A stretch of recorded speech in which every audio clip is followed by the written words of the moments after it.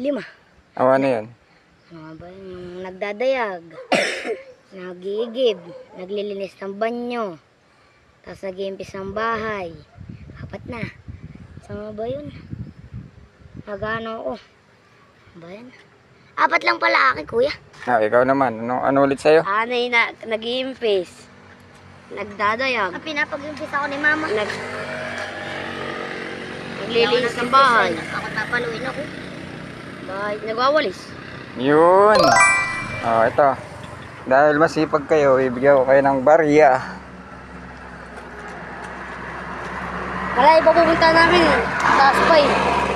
Layo.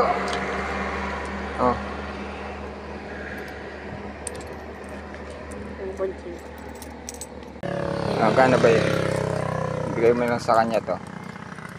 Ayan. Okay. Okay. Di ba? Dapat tuloy mo lang yung pagsisipag ha. At saka yung huwag kalimutan mag-opo. Pag may kausap kang matanda, mag-opo ka. Okay, magpasalamat ka. Okay.